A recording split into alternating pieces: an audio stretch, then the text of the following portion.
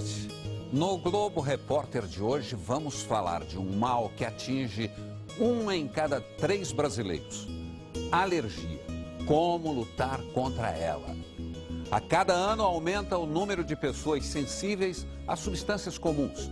Flores, alimentos, poeira, mofo. Até os animais domésticos podem se tornar um problema. Esta mesa, por exemplo, tão atraente para crianças e para nós adultos. Você sabia que estes docinhos podem até matar? Quais são, afinal, os alimentos mais ameaçadores para os alérgicos? Vamos conhecer brasileiros vitoriosos que encontraram o caminho da convivência com este estranho mal e outros que ainda sofrem com tantas restrições, até na escolha profissional. Mas, afinal de contas, como começa uma crise alérgica? Imagine ser dominado por vontades incontroláveis de coçar, tossir, espirrar. Quando menos se espera, a alergia aparece. E como incomoda e atrapalha. Inimigos muitas vezes invisíveis, que estão por aí, no ar que respiramos. Você é alérgico? Saiba que milhões de pessoas no mundo dividem o mesmo problema. Cerca de 30% da população tem algum tipo de alergia, uma reação do organismo a determinadas substâncias consideradas invasoras. Poeira, fungos, pólen, veneno de insetos, ácaros. Em contato com eles, o sistema imunológico do alérgico logo se arma e monta um exército de defesa. São os anticorpos que estimulam a liberação de histamina. É ela que provoca coriza, espirros, coceira. Em situações extremas, os vasos sanguíneos se dilatam e a pressão arterial cai. Os brônquios ficam contraídos e a glote na laringe pode se fechar, impedindo a respiração. Sintomas de um choque anafilático. Nadar, pedalar e correr. Carla Moreno se dedica a uma das modalidades de esporte que mais exigem do atleta, o triatlon. Com vários títulos na bagagem, ela é sem dúvida uma campeã, a duras penas. Carla é asmática, tinha crises frequentes, até mesmo no meio das provas. Já cheguei a ter parada cardiorrespiratória, já cheguei a desmaiar durante a parte do ciclismo e acordar logo na sequência e ver que já estavam querendo até me dar adrenalina porque eu não voltava. Se o esporte profissional era tão penoso, por que então escolher esse caminho? Tudo começou ainda na infância. A natação surgiu como um remédio na vida de Carla.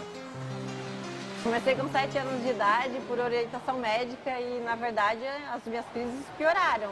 Porque o esporte é um gatilho para asma, entendeu? Eu comecei a ter mais problemas, mas mesmo assim eu não parei, eu persisti. Foi isso. Carla se apaixonou cada vez mais pelo prazer que sentia quando conseguia praticar o esporte. Um desafio constante. Mas durante anos negou a doença. Você tinha medo do doping? Eu tinha medo de usar o medicamento e eu ser punida por um problema que eu tenho. Você negava a asma? Eu sempre neguei, sempre, até realmente eu ter sucessivas crises. E aí eu pensei, não posso viver assim minha vida toda.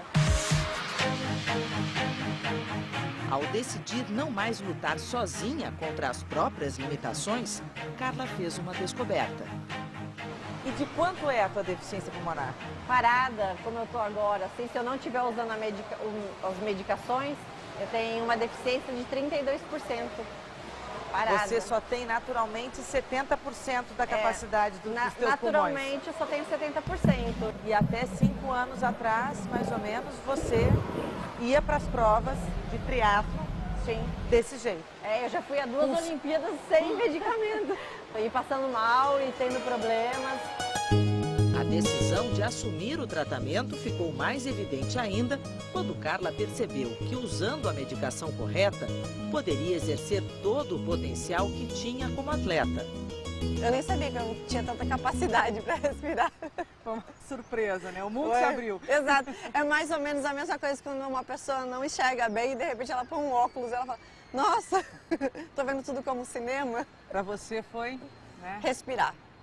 Como respirar é bom. Por incrível que pareça, essa liberdade só veio há apenas 5 anos.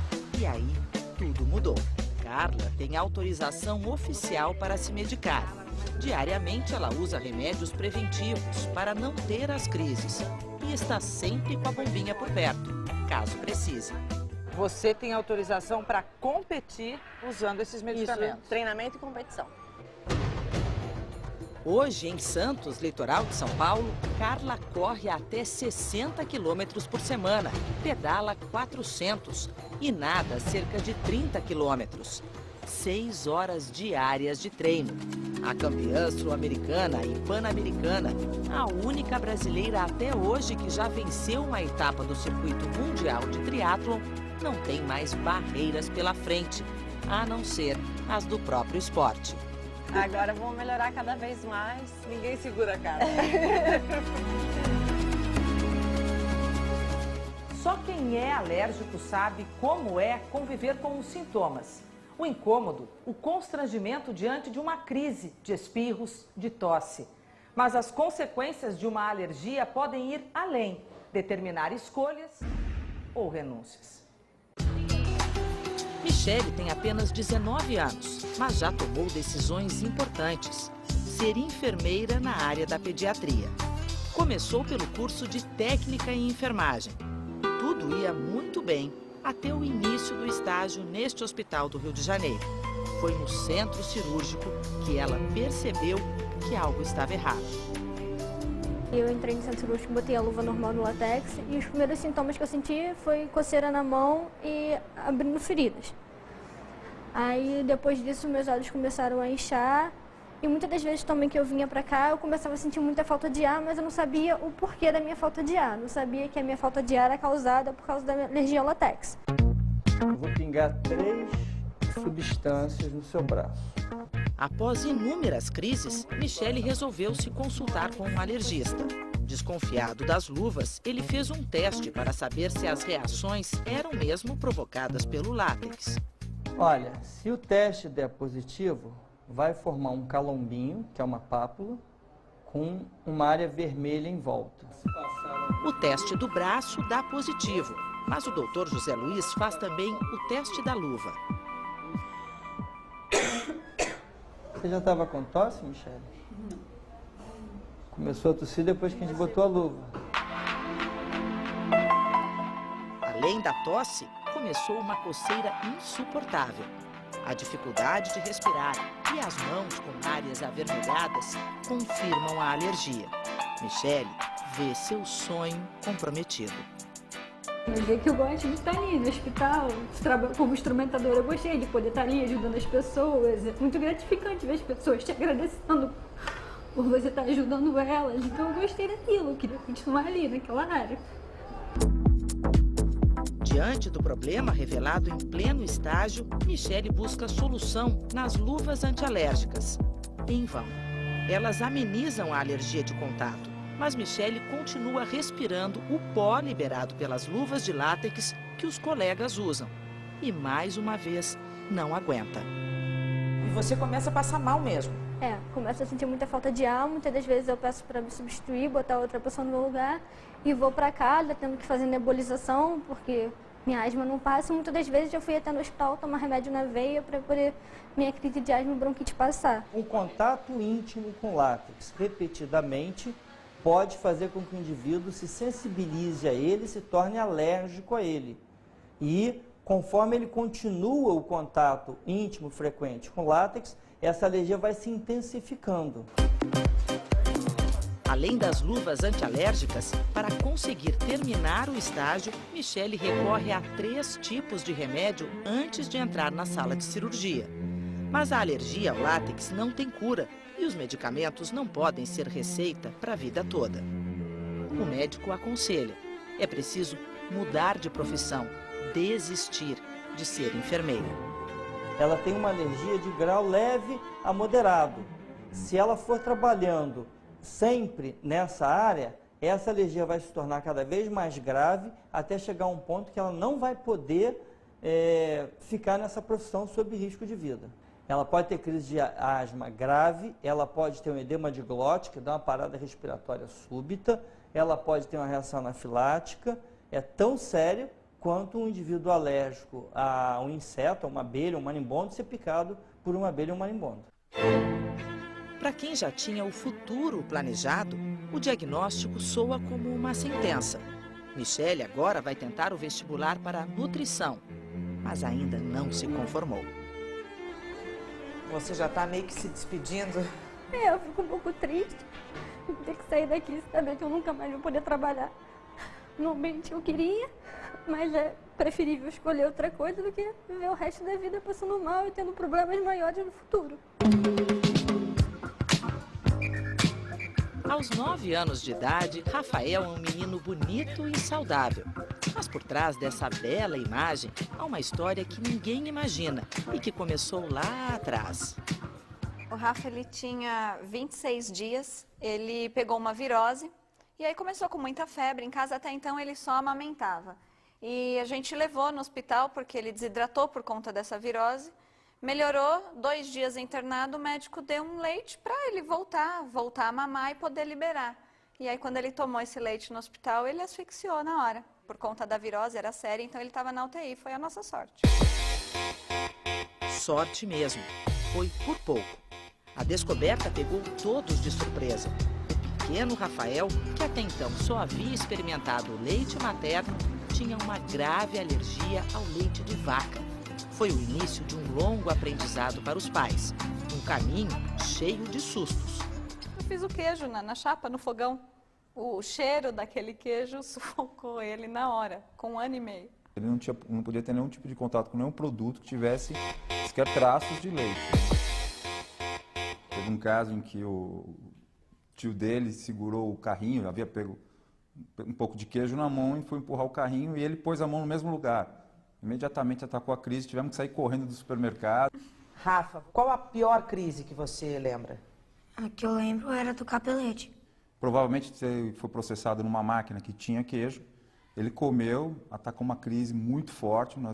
O remédio não conseguiu ajudar ele, nós corremos para o hospital e foi a primeira vez que ele tomou adrenalina. Essa foi feia, né? Foi. Muito feio. Essa você lembra bem. Lembro. Capelete, esse muito aí bem. foi... Nunca mais comeu.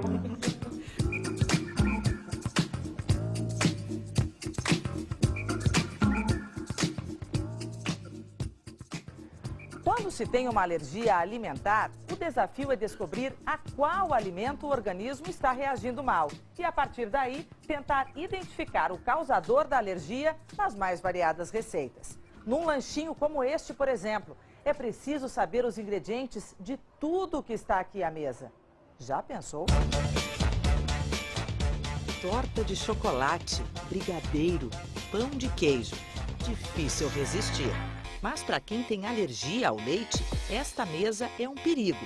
Qualquer dessas guloseimas pode provocar uma reação com sérias consequências.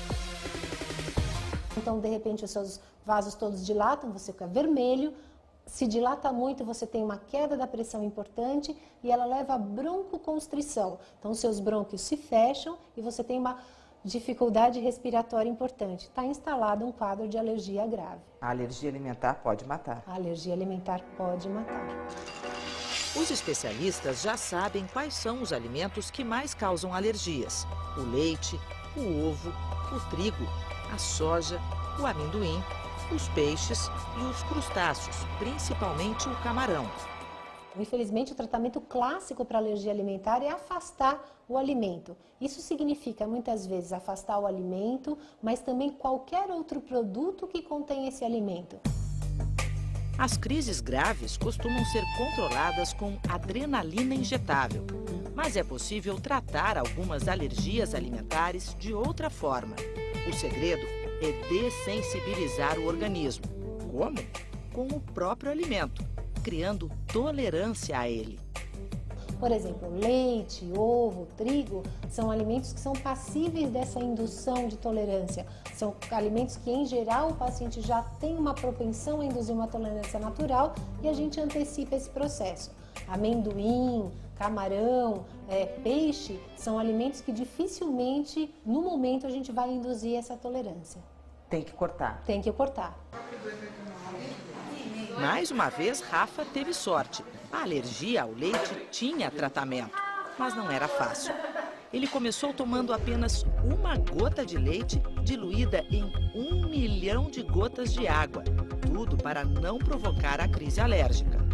O processo ele tem que ser lento. Não adianta você ter pressa para que isso aconteça, porque você tem que acostumar o seu sistema imunológico a essa tolerância. É uma tolerância que é conquistada. Os pais de Rafa relutaram muito. Tinham medo de submeter o filho à dessensibilização. Medo das crises.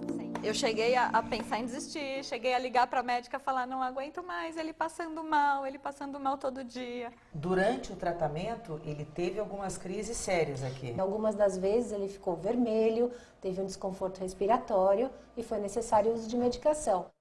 O acompanhamento rígido da médica foi o que garantiu o sucesso do tratamento. Aos poucos, Rafa está chegando lá. Se prepara para ter um futuro com mais liberdade e sem precisar da eterna vigilância dos pais. Agora, olha só. Encara o copo inteiro? Pode tomar. A médica disse que podia, né? Pode. Tá bom, Rafa. Você agora toma um copo de leite por dia, né? É. Tem que tomar. Tem. Faz parte do fim do tratamento. Faz. Isso vai ser para a vida toda? É fundamental manter a tolerância. Todo dia, esse contato diário com a proteína que a gente fez a dessensibilização, é fundamental para manter o sistema imunológico atento. Você vê, Rafa, aquilo que te fazia mal agora virou remédio. É. É isso? E você gosta de leite? Mais ou menos. Você gosta de comer coisas que levam leite, mas o leite assim puro você não é muito fã, não? Não. O que o Rafa gosta está naquela mesa, cheia de guloseimas, nas quais sempre vai leite. E vamos combinar, essas delícias não atraem só ele, não é mesmo? Rafa, comer um brigadeiro assim normal era um sonho? Era, porque antes eu tinha que comer brigadeiro com leite de soja, agora eu posso comer com leite normal. Entre o brigadeiro feito com leite de soja e esse aqui com leite normal, qual o melhor? Esse aqui. Esse é imbatível, né? É. Então, bom apetite. Muito bom.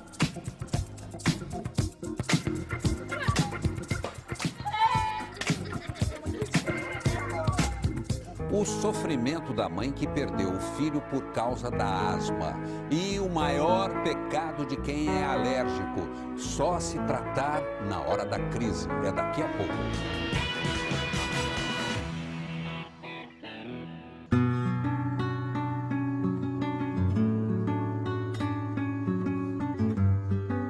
Caminhar, respirar com facilidade. Atos simples, não para todo mundo. A asma é uma doença tão comum que nem sempre recebe a atenção que merece. As crises, no entanto, podem ter desfechos inesperados, trágicos. Só aqui no Brasil, a asma mata, por ano, 2.500 pessoas. Mãe e filha não esquecem o sofrimento que a asma pode causar. Há 5 anos morreu o único filho homem de Dona Miriam, o irmão de Rosenilda. Aos 26 anos, quando saía do trabalho, Rosenilton teve uma crise tão grave que não conseguiu chegar com vida ao hospital. A senhora alguma vez imaginou que as crises que ele tinha de asma poderiam ter essa consequência? Não tinha. Não tinha mesmo. Como é que a senhora tratava os seus filhos? Xarope beterraba, fazia xarope caseiro.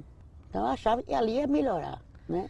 A senhora passou a infância dele tudo assim. Toda a adolescência tratando com receitas caseiras. Receita caseiras. Infelizmente hoje, com todos os recursos que nós temos, a asma ainda mata.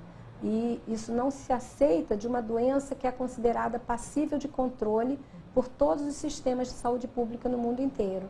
Então, algo está errado.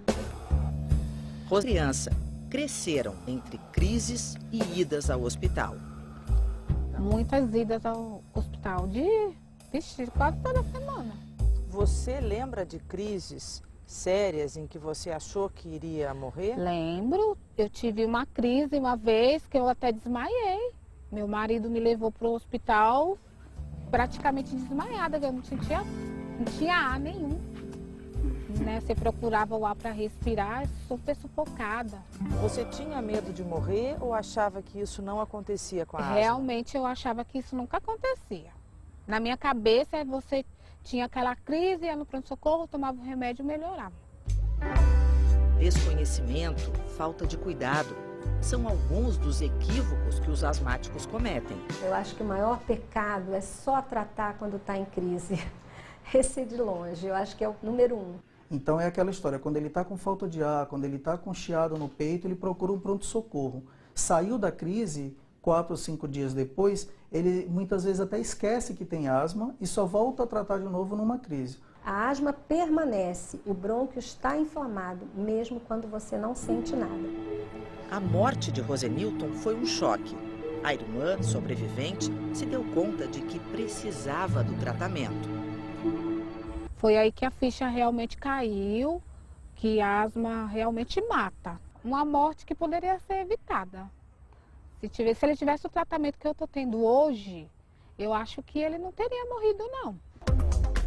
Segundo os especialistas, os medicamentos evoluíram e hoje oferecem mais segurança. Principalmente a imunoterapia, que é o tratamento com vacinas para diminuir a sensibilidade dos alérgicos. Na verdade, os trabalhos científicos mostram para a gente, é o único tratamento que é capaz de alterar o curso natural da doença, que é capaz de alterar essa predisposição que o paciente tem de inflamar as vias respiratórias por conta de uma alergia. É que antigamente os tratamentos eram dirigidos para crises, então você só tinha remédios de alívio. Hoje nós temos medicações que servem não apenas para aliviar, mas para tratar. Se naquele tempo eu soubesse, eu tinha levado. Não tinha deixado acontecer até esse ponto. E chegou. Se a senhora soubesse que havia tratamento, se tivesse recebido essa orientação. Isso. Isso é muito sofrido para a senhora ainda? É. Muito sofrido mesmo. Não... Eu não gosto nem de...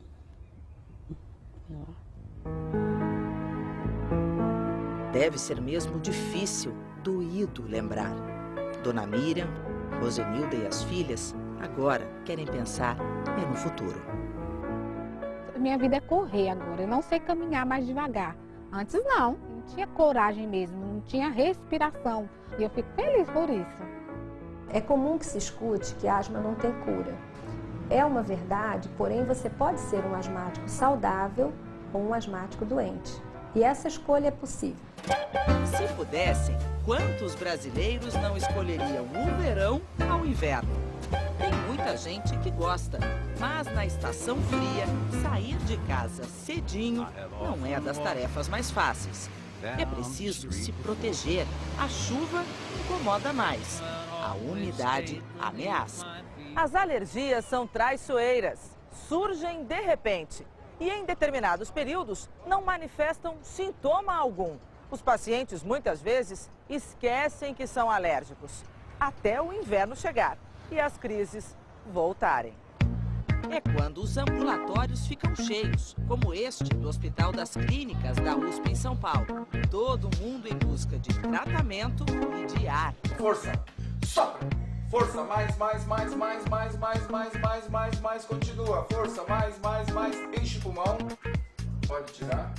Quando saber se é gripe, resfriado ou se é alergia? A pessoa com rinite alérgica, ela tem alguns sintomas importantes, que são os espirros frequentes, a gente chama de espirros em série, a coriza, que é aquela aguinha que sai do nariz, bastante frequente, obstrução nasal, entupimento do nariz e a coceira, coça demais, coça o nariz, coça os olhos, né? Diferente da gripe. A gripe normalmente vem com mal-estar, febre acompanhando. A gripe é infecciosa. gripe ou alergia, não importa. É no frio que a situação piora. Quando eu começo a espirrar, automaticamente esse olho ele começa a descer lágrima e fica pequeno. Roupa guardada? Se você... eu abro o guarda-roupa para pegar alguma roupa e já sinto. Quando o assunto é mudança de tempo, o nariz é um dos alvos principais. Ele umedece o ar, ele aquece o ar, ele filtra o ar. Então ele tem que estar funcionando bem. Na rinite alérgica não, o nariz está muito inflamado, está bem irritado. Então quando você respira o ar e às vezes com mudança de temperatura ele não funciona tão bem e acaba desencadeando os sintomas. Para Elisandra não tem tempo bom ou ruim. Ela é agente de saúde na Baixada Fluminense, no Rio de Janeiro. Faça sol, frio ou calor, encara a poeira e as mudanças de temperatura. Vai de casa em casa visitar os pacientes. Bom dia. Bom dia. Tá tomando remédio direitinho? Tomo. Mesmo? Há menos de um ano, Elisandra sofria muito com as crises de rinite, que quase sempre evoluíam para sinusite. Tinha que trabalhar passando mal e ainda encarar a desconfiança dos moradores. Ela chegou aqui sim com os olhinhos inchados, correndo água, aí eu fiquei preocupada, né? Eu falei assim, tu não tá com conjuntivite não? Eu falei, não, filha, é alergia, eu tenho problema, sou alérgica, não foi que você falou? Mas eu não queria que aguentar bichinho. Mas...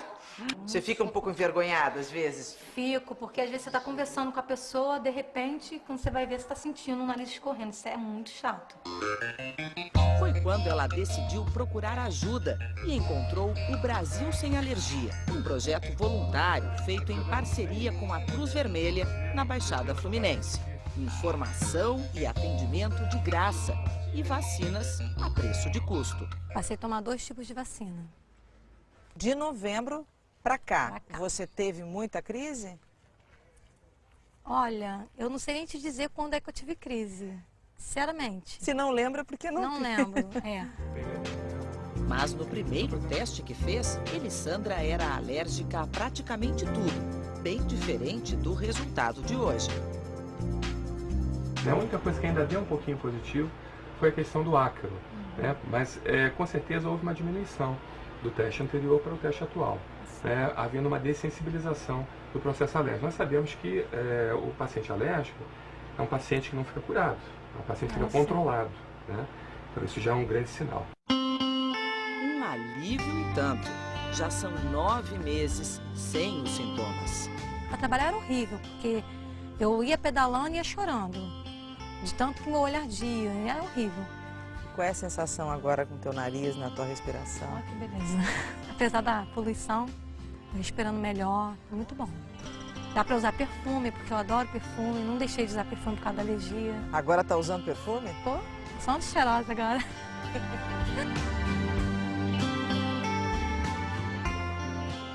Animais domésticos, será que eles ameaçam a nossa saúde? Cachorros e gatos podem circular por todos os lugares da casa? Veja a seguir.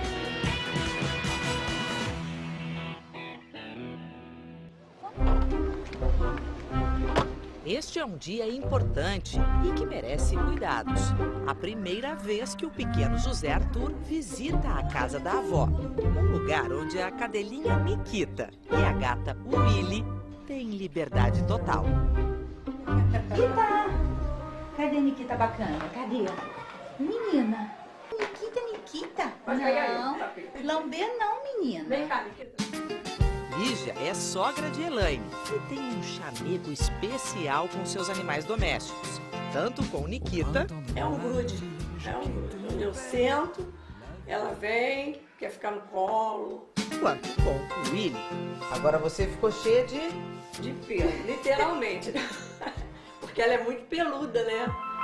Isso não seria problema se não estivéssemos diante de uma família de alérgicos.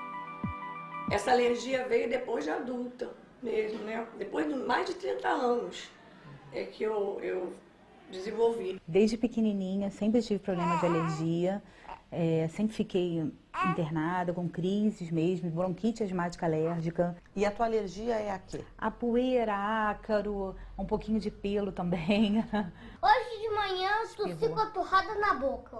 Espirra um pouquinho também, né? Mas melhorou bastante. E eu espirrei no chinelo. Eu ficava desesperada, porque ele não dormia. Ele acordava sufocado, tossia muito, passava muito mal, era horrível. Vamos fazer aquela É por isso que toda a família se trata aqui, na Policlínica Geral do Rio de Janeiro.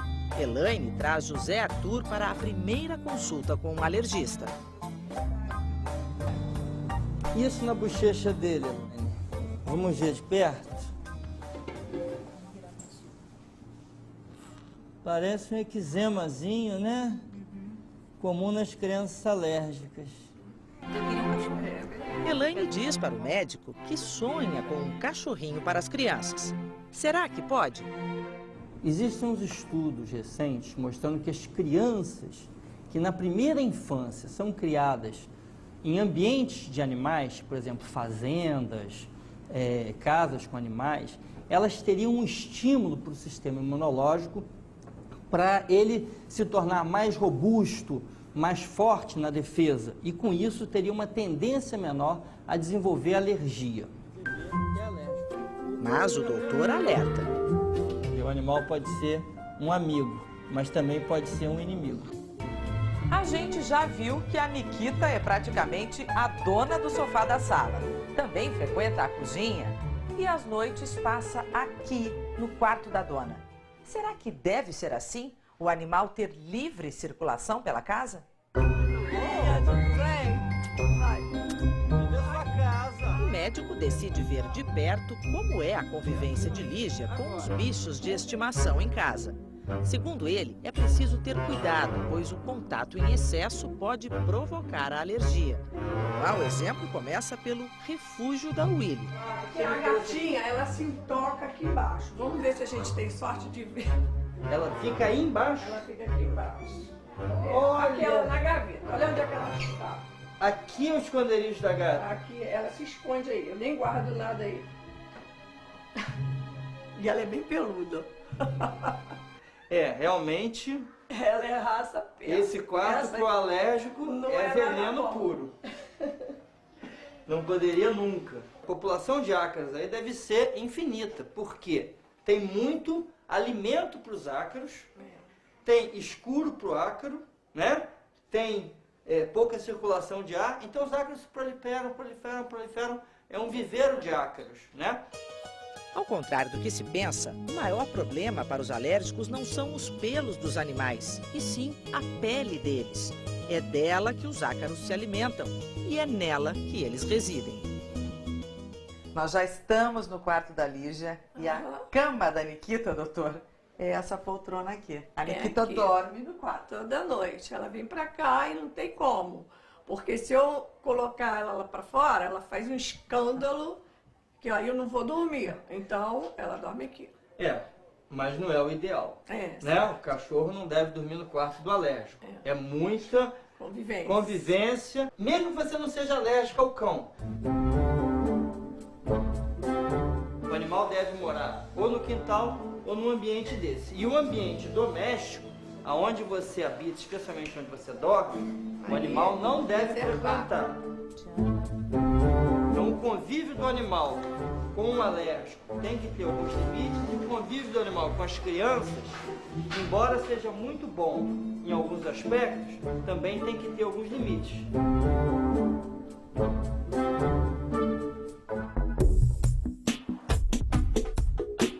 A estimativa dos especialistas é de assustar. Daqui a alguns anos, metade da população terá algum tipo de alergia. Por que o número de alérgicos aumenta? A resposta pode estar na vida que escolhemos, cada vez mais urbana e fechada.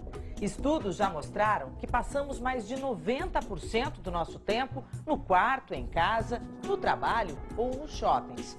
Nossas obrigações e até mesmo nosso lazer sem luz do sol e ar puro. Armas naturais e poderosas contra as alergias. O sol é o maior inimigo dos ácaros. Esse bichinho feio, mas invisível a olho nu. Ele é o maior causador de alergias respiratórias aqui no Brasil. Ele não, eles. Pois os ácaros são muitos e se proliferam aos milhares. Em tapetes, cortinas, estofados. Por isso, todo cuidado é pouco, principalmente antes do frio chegar. Tire as cobertas, tire os casacos, aproveite os últimos raios de sol, lavem, guarde dentro de sacos plásticos, tomem esse cuidado, só isso já é muito bom. Inspira, baixa o peito, isso, encolhendo a barriga, mantenha a coluna reta. Reaprender a respirar também pode ser necessário. Para a Beatriz, é uma tarefa diária. Ela sofre de asma e a fisioterapeuta explica que o asmático precisa expulsar o ar dos pulmões. E ele tem ar nos pulmões por quê? Porque ele respira pela boca. E essa respiração pela boca é como se fosse uma fome de ar. Fome de ar que afeta não só o pulmão. E a má respiração, ela vai prejudicando a postura. Ela vai deixando sequelas na coluna. Isso. Com o passar dos anos, essa respiração errada do tórax superior causa um bloqueio da respiração. É como se o paciente desse um nó na gravata. Então ele se fecha. E quando acontece uma respiração errada, aí vem a postura errada e vem crise. Bia, Janaína e Elizabeth. Neta, mãe e avó. Gerações diferentes, com um problema em comum. E a grande herança da família é a asma. É. Começou com a minha avó, né? Depois, meu ex-marido tem asma, eu, Janaína e Beatriz. Aí achavam que era virose, gripe, alguma coisa, mas aí era herança da família mesmo, né? Era asma. Então foi uma infância com esse sofrimento. É. Eu ficava bastante doente. Era de 6 em 6 meses, 3 em 3 meses. Era... Você tinha crise? Tinha crises. É uma coisa que a gente tem que saber conviver. Bia nasceu e logo começou a sofrer com as crises. Mas Elizabeth e Janaína só se descobriram asmáticas quando engravidaram. A triste herança levou a família ao consultório da doutora Fátima. A asma é uma doença que se acompanha de inflamação nos brônquios. Então, esta é a imagem do brônquio normal, limpo, livre para passar o ar. À medida que você começa a ter uma crise de asma, esse brônquio vai se estreitando, os músculos em torno se apertam e termina por originar a crise, onde o brônquio já está nitidamente prejudicado na passagem do ar. Entender esse processo fez toda a diferença para a Beatriz. A dedicação e os hábitos mais saudáveis já trouxeram recompensa.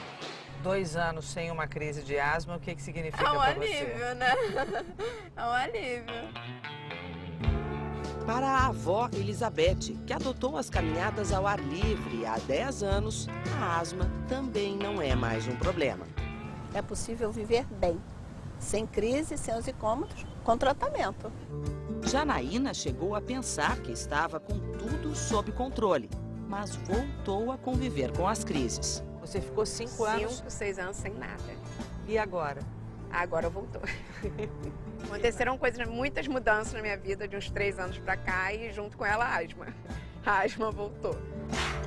Serviu de lição. Não existe ex-alérgico. A vigilância constante é o segredo. Você tem esperanças de poder aposentar novamente a bombinha? Com certeza. Com certeza. Tenho certeza que eu vou abandonar a bombinha. Não o tratamento, mas a bombinha eu vou abandonar.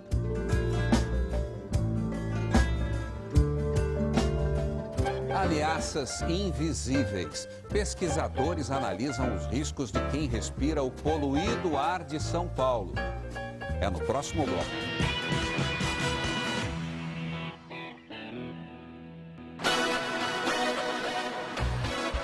Sintomas corriqueiros também merecem atenção. A enfermeira Camila e o estudante Júnior vivem na cidade de São Paulo. sofrem com a alergia e têm em comum a coceira nos olhos, que os acompanha desde a infância. Por causa dela, sofreram danos irreversíveis. Ela desgastou a minha córnea e com isso eu tenho uma dificuldade de enxergar à distância. Eu sentia coceira e já colocava a mão nos olhos e ficava esfregando direto. Fez uma úlcera nos meus olhos. Enxergo muito embaçado. Jamais imaginei que uma coceira nos olhos pudesse levar a um desgaste da córnea. Alergias são herança de família, explicam os médicos. Se aparecem, é porque já estavam ali, no DNA de cada um. Mas o ambiente ao nosso redor pode ser determinante para que os sintomas surjam ou não. E olha que munição para acionar crise alérgica tem de sobra. O medidor de partículas não deixa dúvidas sobre o ar poluído de São Paulo. Também são cerca de 4 milhões de veículos que circulam pela cidade todos os dias. E quanto maior o movimento nas ruas, mais o indicador vai subindo. O aceitável pela Organização Mundial de Saúde é que ele não passe de 25 microgramas por metro cúbico. As pesquisadoras Priscila Novaes e Naomi Kondo, da Faculdade de Medicina da USP, resolveram avaliar o comportamento dos alérgicos quando expostos a muita poluição. E basta a poluição aumentar para eles sentirem a diferença. Pisca para mim 1, 2, 3. Agora para de piscar. Depois de quase 5 horas de exposição em vários pontos da cidade, veja os olhos da Camila. O que eu percebo aqui é que ele está mais vermelho que de manhã, uma maior dilatação dos vasos aqui nessa região entre as pálpebras, tá? Isso nos 2 olhos. Agora, os olhos de Júnior. Você está com o aspecto visivelmente mais cansado, os olhos mais inchados, com a pálpebra um pouco mais baixa e mais vermelho. Outra análise curiosa é a da lágrima. A poluição deixa nossos olhos mais secos e as lágrimas instáveis. Elas se rompem mais rapidamente. A sua lágrima abre, está mais instável, ela está rompendo em menos de 1 segundo. O normal é mais que 10 segundos e antes dele estava rompendo em 4. Pisca para mim 1, 2, 3. O olho da Camila, agora ela está rompendo em 5 segundos. Por quê? Porque esse olho possivelmente ficou mais irritado por causa da exposição à poluição. Sem a proteção da lágrima, os olhos ficam mais vulneráveis às agressões do ambiente. Então isso a longo prazo pode afetar a superfície ocular ou causar outros problemas, principalmente naquelas pessoas que são suscetíveis, como os alérgicos. Nós vamos realizar agora o teste de coleta do condensado do ar exalado. É o teste do bafo. A fisioterapeuta Naomi analisa a influência da poluição nas vias respiratórias. Os voluntários respiram com um aparelho que coleta o ar exalado e condensa o vapor de água. O pH desse vapor é que é analisado. Antes da exposição à poluição, os voluntários apresentavam um resultado normal. Depois, o pH baixou. Esse pH indica que já há uma inflamação. Imagina essa exposição todos os dias. Isso favorece o desenvolvimento de infecção respiratória, como, por exemplo, pneumonia. Quer saber mais? O Dr. Fábio Morato Castro, professor de Imunologia e Alergia da USP, participa agora de um bate-papo no nosso site. Acesse g1.com.br/Globo Repórter. Fique agora com Gabriela, sua novela das 11. Bom fim de semana e até a próxima sexta.